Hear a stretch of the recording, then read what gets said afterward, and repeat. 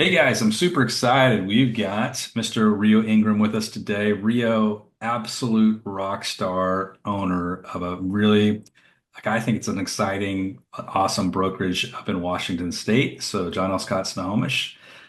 He's built an incredible company that is just keeps growing and growing and growing and just has this reputation of being amazing. So Rio, welcome. Thank you. Thanks for having me, Jim. Yeah, it's always a pleasure. Rio and I have known each other for years and years, both in the same franchise. So Rio's just an amazing guy. But Rio, I want to just for the audience because they haven't heard of you necessarily, and this is going out to the nation. So let's back it up to when you got your license, and maybe even what you did before you got your license, because you got a great story around that. Yeah, so I actually born and raised, not born, but raised in Cabo San Lucas, Mexico for the first 5 years of my life. But was born in Los Angeles. I'm a twin, and hospitals weren't very good in Mexico. So, but raised in Los Angeles, starting at the age of about five, and every male in my family for three generations were all LAPD cops, and that was the family business.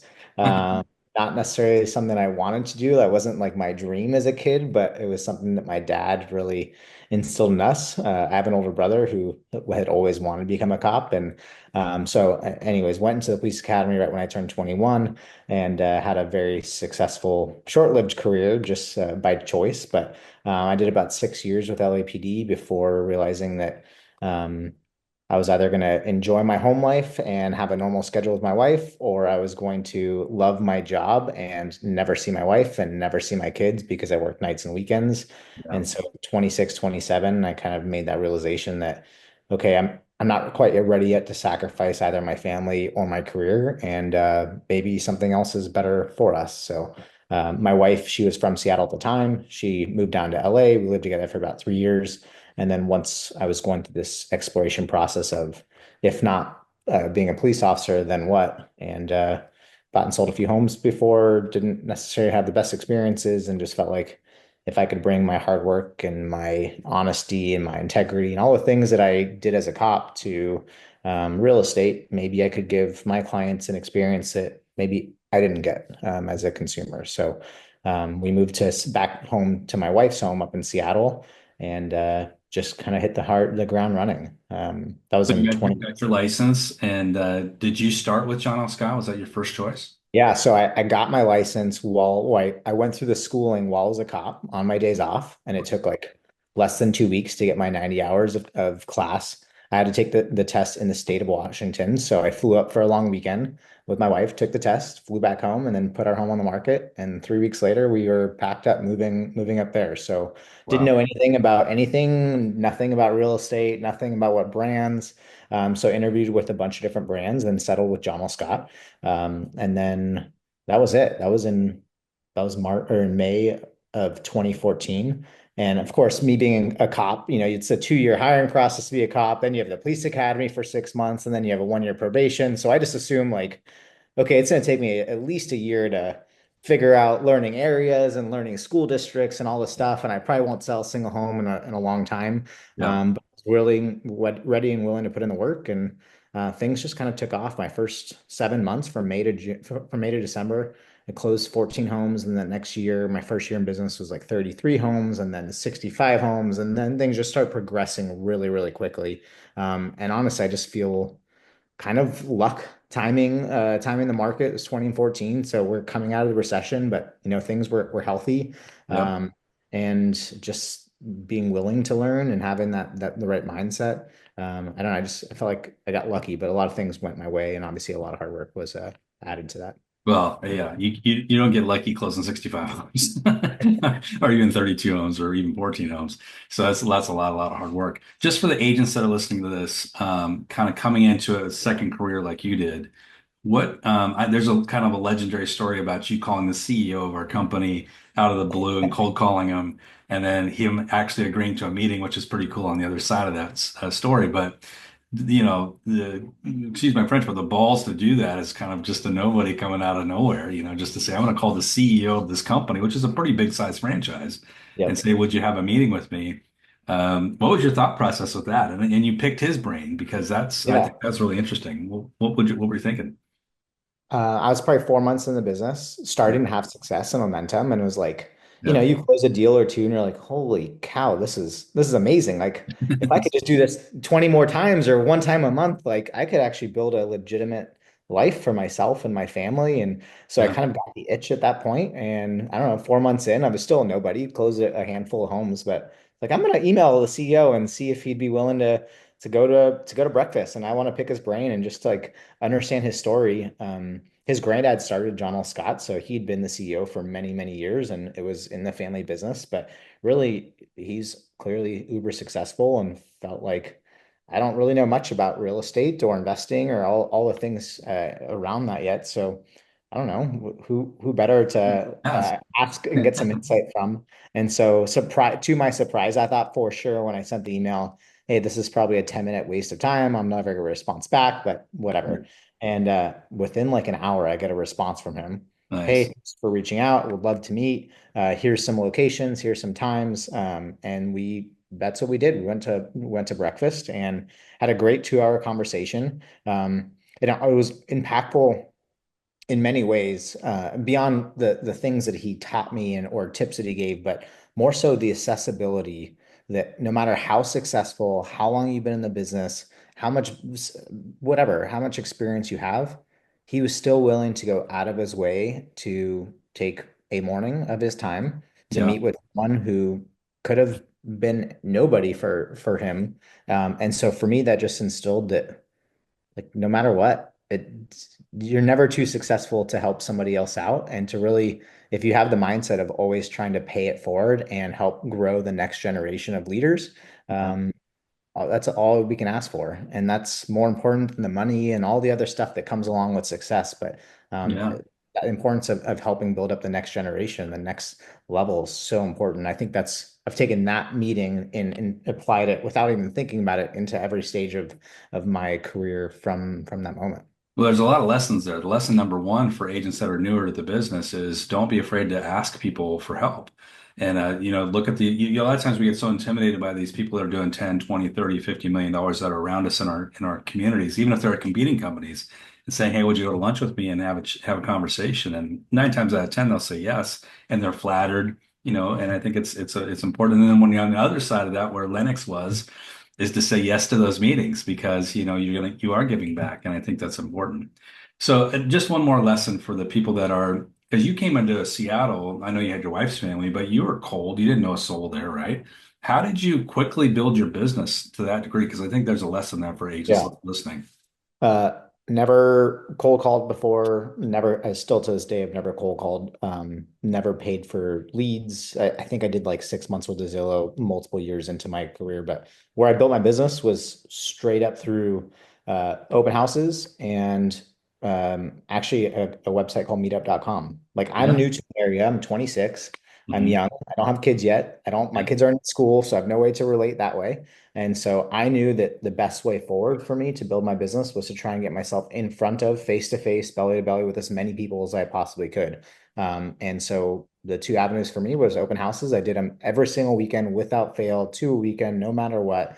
And then I did so much prep work going into those open houses that it was kind of a full-time job, just for that alone. And then my wife and I, she's an introvert, so she probably would say that was the worst multiple years of our relationship because we were entertaining 3 or 4 nights a week, whether that was inviting people to our home or going out to dinner. And Wow. it was like people I met at open houses, people we met through like through the gym or through meetup.com. And it was like I was going out of my way to try to meet people and build a network. And it wasn't like, hey, nice to meet you. Do you want to buy a house? It was Right. just generally like focus on the relationship and the friendship Yeah. and show them that you're a good human being and knowing that at some point they may want to do business or they may not, and that's totally okay. Some of my best friends that I've met, we've never done business together, and I'm That- okay with it. Like that's totally fine. Yeah, Well, what's absolutely. interesting about what you're saying, I think, is, and by the way, for those of you that don't know what Meetup is, it sounds like a dating site, but it's not. It's a place where you can find other people that have similar interests to you in your community. It Totally. could be hiking or movies or books or whatever.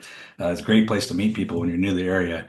But what I hear you saying, and I think I hear this from every single top producer I interview, is that the secret to more business is having more friends. Yeah. And when you list a house, you're saying I listed my friend's house or I sold my buddy a house. And it's having lots more relationships that you treat as friendships, or they look at you as a friend that leads to that ultimate success. And it doesn't even feel like sales because it's just having fun and talking to people and Yeah. interacting, right?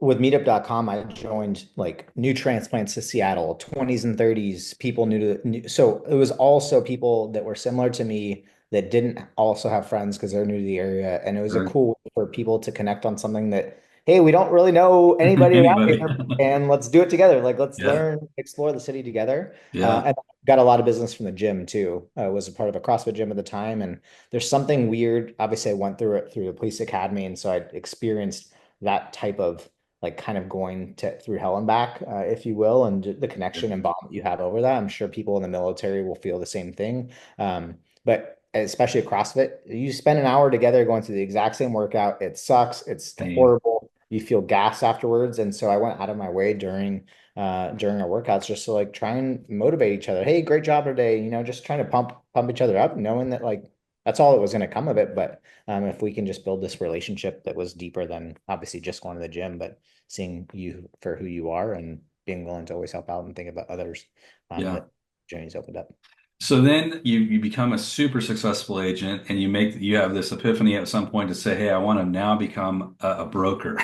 And sometimes you think, why did I ever do this? Right. So, but you did it. And what was that thought process of Yeah. that transition point, right? I'd never thought I wanted to be a broker owner Oh, ever. really? Okay. No Interesting. way. I want to just run my own business and, the thought process of like kill what you eat or you eat what you kill, whatever. Yeah. I don't want to have the responsibility of relying on other people to produce. Or rather just know that, hey, if I don't work today, I'm not going to make any money, but I'm relying on myself and myself only. Yeah. But I had a team, there's 4 or 5 of us, and we were all living in my hometown where I was living. But we were all commuting to the office where we worked, which was like a 30-minute drive without traffic, Wow. or an hour drive with traffic. Mm. And so we started doing our team meetings in a little coffee shop in the town that we lived. Yeah. And so the joke was like, why are we wasting how much time driving? Why don't I wish we could just open an office here. There was another John L. Scott office there that had been around for a long time, wasn't successful. It's like it just, I don't know, didn't wasn't doing anything. Right. And so I don't know how corporate, like I made a joke to corporate, like, oh man, I wish we could have an office here in Snohomish because we're wasting all of our time driving and all this stuff. And then like probably 6 months later, it was like more of a joke, like, hey, we Yeah. don't, we don't like sitting in traffic. And the opportunity presented itself for us that franchise owner was no longer a franchise owner. There was no longer an office there in town. And so we got the call saying that there's an opportunity if we wanted it. And for us, a lot of what we built as a team was just community impact, making the biggest impact in our agents' lives, or sorry, in our clients' lives, and in the community that we possibly could. And Hmm. so once that opportunity presented itself to open a branch, then us as a leadership team, or as sorry, my sales team, we started asking like, okay, well, if we can do this with just 5 of us who are like-minded and also want to give back to the community, what type of impact could we have if there was 20 of Right. us, 40 of us? Not necessarily, hey, let's make more money, because I think you and I both know if we want to make money, you stay in sales and just be a top producer, and you have a lot less stress and less worry. This was not about that. It was truly, how do we make the biggest impact in our community, and how do we leave a legacy that our kids and their kids would be proud of?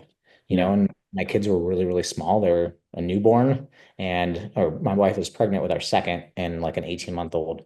And so for me, this is a small town that we saw ourselves living in for the rest of our lives. And what are what type of name could I make for myself or my kids when they're in middle school or high school? Could be proud to say that my mom and dad have done this, or are Yeah. doing this in the community. And so that was really the motivation behind um, opening the branch and going that direction. And I was still selling, like there was no plan for me to stop. Hmm. But I think once we started getting traction from the brokerage of like, holy crap, this is actually working, Yeah. and things are moving at a quick pace, then the realization was that I'm gonna either have to start really picking still being an owner and being all in with that, or still selling and being all in with that. But I was failing at both, trying to juggle both of them at the same time. Yeah. Um, and so that's when I just started realizing that ownership for me was the passion long term and was more important because of the impact that we could make and the momentum that was being built, that I started just like slowly selling less and less and just referring transactions to agents in my office and such.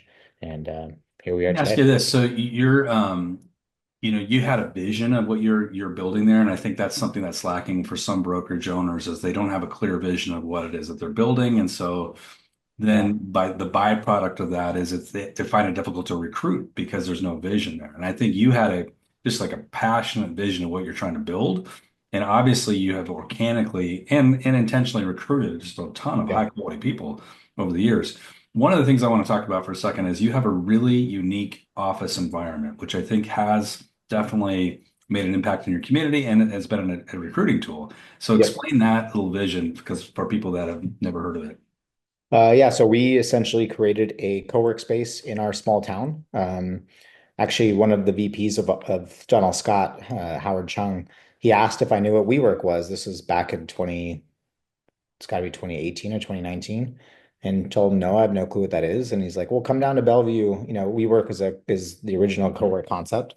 And they were only in large metropolitan cities. So he took me to Bellevue and met him there. And we just spent 10 minutes and walked through a co-work space. And it's one of these huge, in a big high rise with multiple levels. And but it was just this bustling, fun, young. It felt like you were working for a tech company, but not working for a tech company, like a membership. It's like, man, this is amazing. And I could see, like in a small town, I could see that could be really cool. And if I Yeah. was building a co-work concept or I was building a real estate office, I would probably want to build it the exact same way. And Right. so we found this old historic building that had been dilapidated and it was actually vacant for like 5 years. So it was a total, um, yeah, not a pretty sight. And right in the heart of our town, just Yeah. kind of that thing that you walk by, or like, oh, that's an ugly place that just is, needs some love. And so we were able to buy it and spent a ton fixing it up and doing it the right way.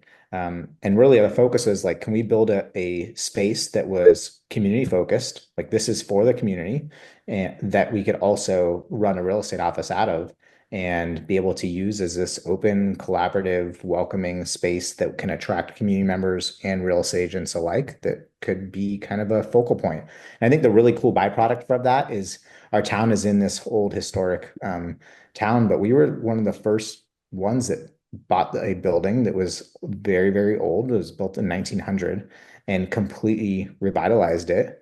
And, after that, you see like 6 months later, here Other comes people. another building that another Yeah. owner did, and then That's another one. And awesome. it's cool to see like, all Yeah. right, there's a sense of pride coming, not that there wasn't before, but like people are seeing someone else's idea and vision come to Yeah. life and seeing the impact it can have. And like, then they're going out on a limb and investing more into the community. And those are small little wins that you don't even think about until way down the road and like, holy crap, like You had there an was some impact. cool positive impact that had in the Yeah. community with people that I don't know and I'll probably never meet. And it was awesome. So let me ask you this. So just that, and we don't have to get into specific numbers, but the way this is run is you have some business owners that are renting space from you, and then Yep. your agents work primarily virtually, and then a few of them can rent space as well, correct? No, so they're No? the co-work space, it's all one building. Okay. It's technically two businesses that are like two LLCs. I own both of them theoretically. Our agents are also members of the co-work space. Gotcha. They don't charge to be members. That's when you work with us, you get a free membership into the co-work space. And so the co-work space has, you can rent, it's like an open concept. Think of it like going to Starbucks, right? You can just general members, you can just find an empty seat and bring your laptop and whatever. That's 24/7 access. Or if you want a private desk, there's an extra charge. You want a private office, there's an extra charge. And Got so it. our agents had the free access to the open space, the Yep. unlimited 24/7 access, just like every other member. So we'd have agents working alongside of community members. And so Interesting. you see like agents sitting next to people who aren't agents, who are Yep. from all other walks of life and just happen to live in Snohomish. And there's been so much business that has been Oh, I can't exchanged because imagine. of that, right? Like Yeah. you're eating and talking and communicating and making friends with random people in your community that have nothing to do with real estate. Right. And you end up helping them buy or sell a home because they need a real estate agent at some point and they like you and know you and all Yeah. things. been a really cool collaboration to see what's transpired from that. And completely contrary to what, as brokers, we always tell agents, you're never going to sell anything in this office. Get out, get outside up. In your office, you actually Totally, can sell something in the totally. And it's really important too for us. Like this was a foundation piece from the beginning of we want to create this as a community space first. So we want, we'd host like all of our wine walks that the city would do. All that it's always free for those types of events. So we Yeah, open up doors for them to use. And so they're excited because it's this big, beautiful space that they yeah, can use as home base. And then that's where all the people come to register. So the people come in like, oh, what is this place? This is really cool and pretty. yeah. And then the agents can either volunteer to help out or they can host client events there themselves. And so, like for us, Nice. it was a huge risk to spend the amount of money we did to build out this space. Yeah. But again, for me, it's in the town that I'm really passionate about. It's where I'm raising my kids, and long term, we're not going anywhere. So, like, even if it's a failure, all I did was help gentrify or make the town better with something that to make a building that looked awesome. And if my business failed, I mean, at least we helped the community in At some way. least you So tried. yeah. So let's talk about recruiting because that's, main focus for us. And so on the recruiting side, from that experience, you build this out, you have this concept. Did people just start coming in and talking to you, or was there a lot of outreach, or what did it look like, Um, or both? so the way we met actually, we'll tie into that. Yeah. As soon as I became an owner of the franchise, John L. Scott as a corporate does an annual owners meeting. And so it was a couple months later that I went to that first one, and you happened to be one of the guest speakers.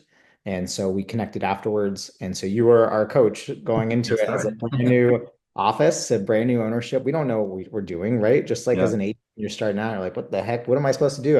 I know there's 1,000 things I should be doing, but I don't really know which ones I should be doing. And so I think under your guidance, you helped direct us the right way. But our vision has been love on our people so much that they scream our praises from the rooftops, and that they will find people that are also that they think are like-minded and bring them in and try and come that way. So um, that's how Well, we that, start. that is a form of recruiting, though, because what's happened is you turned your agents into raving fans who then recruit for Yeah, you, really, is for what's happening, sure. For right? sure. So I think that's really interesting. And so your complete focus is making sure that your agents are so well served, they're passionate about referring you people. Yeah, and we don't get it right all the time, right? Like to Hey, try no, and nobody we've does. got about 100 agents total between our two offices, and I mean that's 100 personalities and 100 people who's going through life and has up days and Yeah, down days and aren't happy with every decision that's made, and that's okay. But yeah, ultimately that's our main focus. yeah. And be quite honest, we turn away more people than we recruit. We if we interview 10 people from, and we just went through one this last week, this guy, one of our agents has sent three different people our way, and we've said no to all three. And he's like, It's like, man, I damn feel like it. a failure. Like, I don't want to send anybody our way anymore. Like, I'm so sorry. I'm sending bad people. And it's Yeah, like, no, it's not about that. But we also feel like our culture is the number one thing that we have going for us, which is right. why the recruiting speaks for itself. But if we let that fail, if we chase the money over the culture, then we're gonna self implode. And so Mhm. um, sometimes people don't like it. We told someone no yesterday, and she has not been happy about No. the fact that we had to professionally say thanks, but we're not like we just our businesses don't align, and that's okay. When Um, that happens, I think it elevates you to people want to be with you more because they yeah, think, oh, it's an elite place to be. So I think it actually defines that. And let definitely me ask you scary though, this. right? It's Yeah, it's scary very difficult. financially, like Uh-huh. here's a producer that could be bringing just money straight to the bottom line and helping us be more successful. But again, you could have them the highest producer in your entire state, and if they're a prima donna or somebody that's super high maintenance and is a Yeah. culture killer, it's just not gonna You'll work out. chase off 10 other agents and then your Yep. business is back to zero. So I know one thing that you do, and again, you kind of, when people hear the things that you're doing, you do things at a big scale in terms of really rewarding your people, having great parties, blowout events for your people. And I think from the outside in, people would be like, whoa, that's a lot of dollars going out the door. But I think you and I are kind of aligned like that, where you want to provide an amazing experience. And so I think it's some experiential marketing. Kind of talk about your philosophy because I'm sure there's some people like, man, Rio, you're setting a high standard here.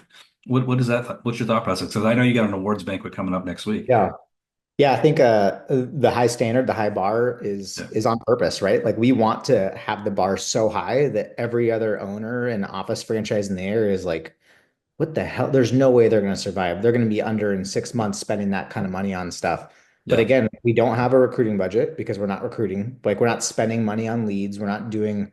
So if we can just pour back into our people, it's our marketing budget, right? Yeah. Every business has their 30% or whatever they make that goes towards marketing. And so we will legitimately spend multiple hundreds of thousands of dollars a year on events, retention pieces, parties, social hours, whatever. And so our awards banquet is one that we said from day one, this is we're putting our flag in the ground to say like not a single office anywhere in our state will throw an event like we do. And Mhm. so when we first opened, we wanted to go, what's the most expensive restaurant in all of Seattle? And for us, that there's this restaurant called Canlis. It's been around forever.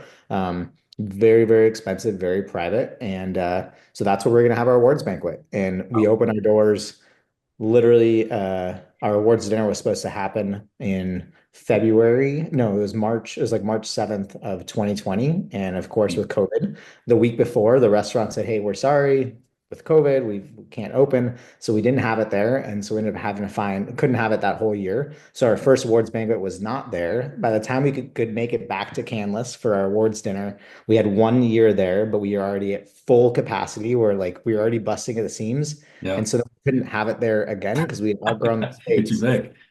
But that's the plan is like, how do we go all in on that? We want to make it the most exclusive event that any agent could theoretically, they could spend money to go to dinner there, but Yeah. most people won't spend that kind of money, even if it's just them and their partner or spouse to go to dinner there. So how can we reward them and say, hey, you've worked your tail off all year, Yeah. and we're going to have this really cool, awesome event where your partner is going to be there. They're a part of your success as well. We want to show you and to show your loved one that this is how important you are to us and Yeah. your success. We want to celebrate you and your success. And so we're going to do it as high level as we can. And we give away a $5,000 trip to Hawaii or Mexico every year to one of those winners at that dinner. And there's just a bunch of fun surprises throughout the night that changes every single year. And just Yeah. we want it to be over the top. I mean, at the end of the day, here's the reality.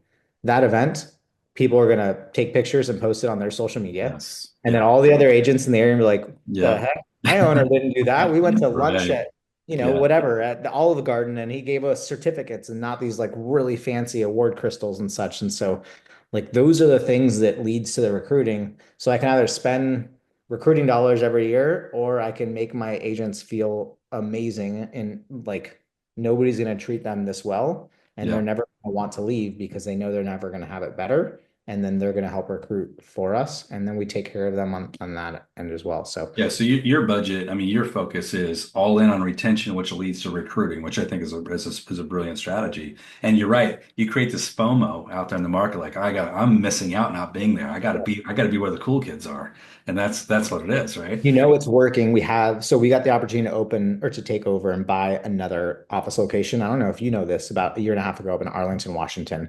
And there's another brand, a competitor that has been the top dog in that town for a long time. And so we were very fortunate because we had Snohomish already having massive success. We were able to financially front load all the things in Arlington and do all the same things that we were doing in Snohomish, knowing that that office wasn't making money yet, but we were using the funds from one to the other. And you're doing something right when the competition, the other agents in the other offices, they're either defriending you and not wanting to and when you ask why, they say, honestly, all I see and hear about and talk about in our office is what you guys are doing and all the impact you're having in the community. And I can't, I don't want to see it anymore. I can't do it.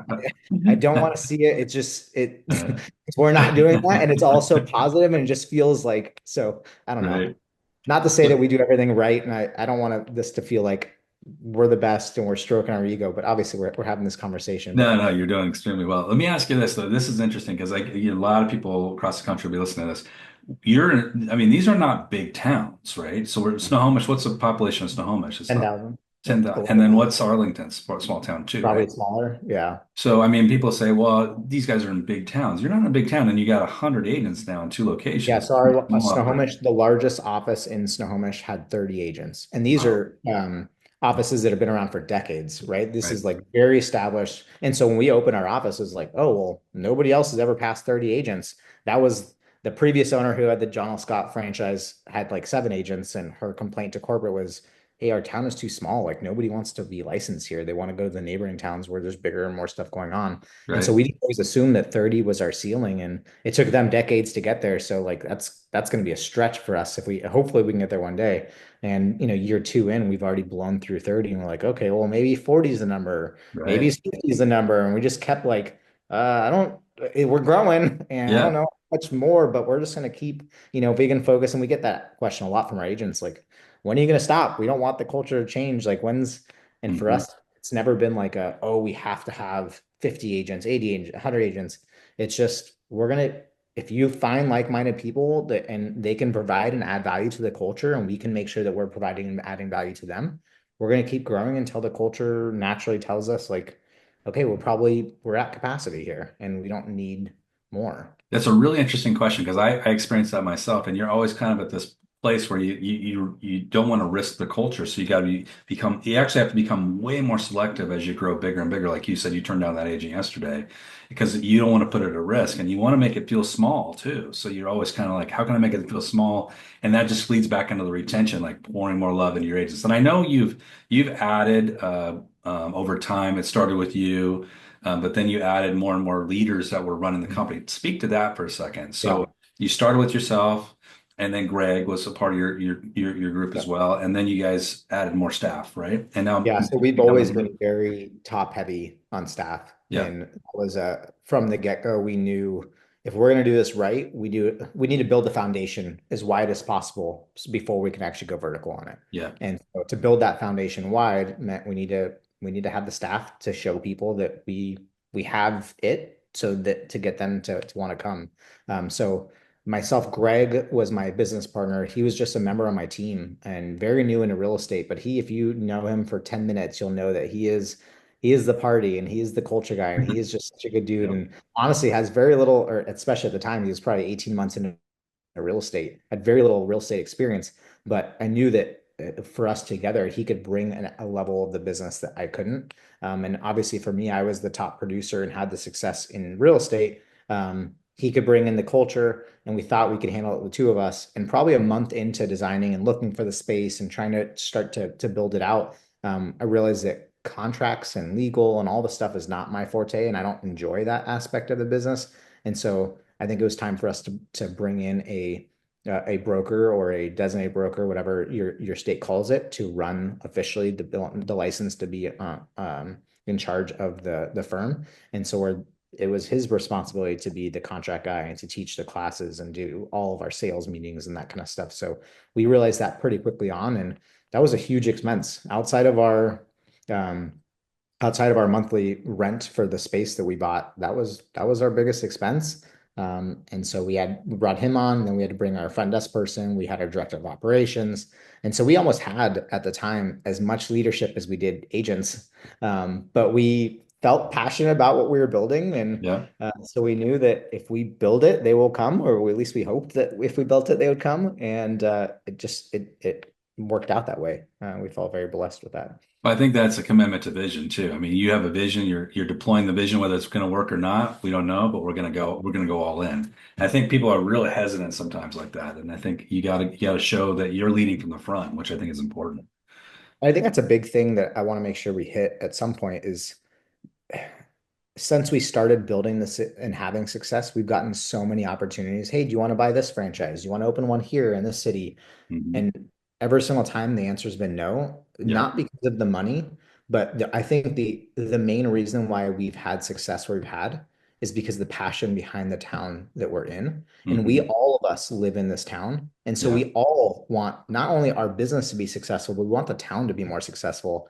And we want the legacy that we've built for all of us being a part of that, what the impact it's going to have on our kids. And so I think that's really important for anybody out there thinking about it or struggling, that like, you got to make sure that where your business is and what you're trying to accomplish, you have the passion for that community and trying to think of ways to impact the community outside of real estate. But like, how can you just bring more value to the community. And I think if you focus on that first, that's where the success will probably start coming easier. And so like for us, we've said no to so many locations because we aren't there. And we Mhm. finally said yes to our first additional location in Arlington. Yeah. And really the opportunity looked great. And for us, we almost said no because we didn't like we had to ask ourselves who lives in Arlington? Who's going to be what we are to Snohomish in Arlington? Mhm. And we didn't have that except one of our agents in our office. Well, so we have several agents in our office that live in Arlington already, but one of them you could tell was like that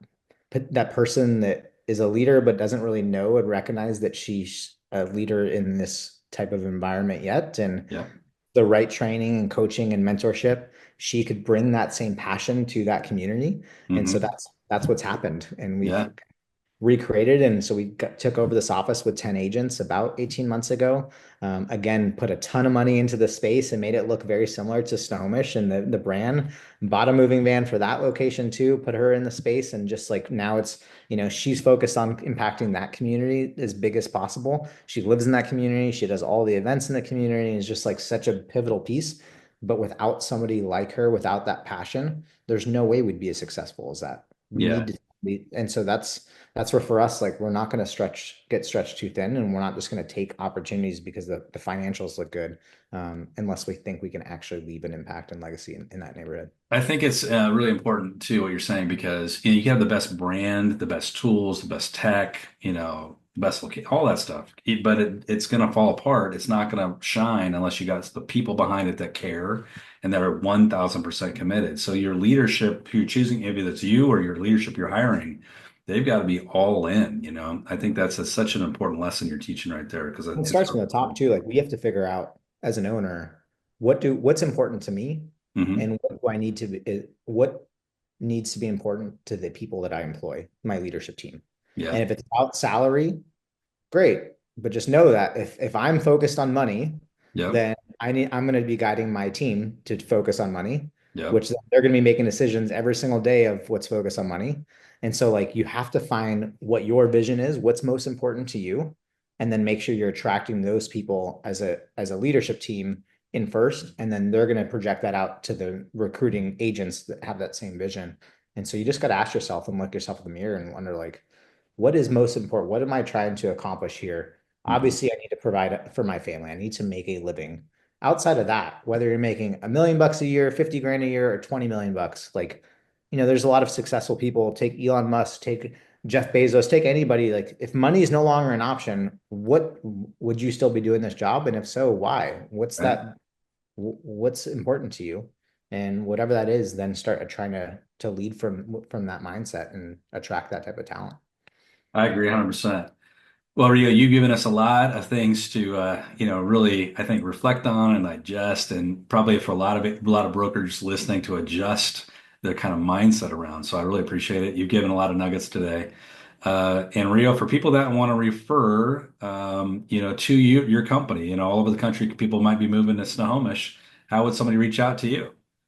Yeah, I'm not a big social media guy, but you can find me on Facebook. My name is Rio Ingram, and or through John L. Scott, the normal channels. You can just search my name online. You'll be able to find my contact information as well. All right, buddy. Thank you so much. Thanks for being on Appreciate the you, program Jim. today. All right, have a good day. Thank you.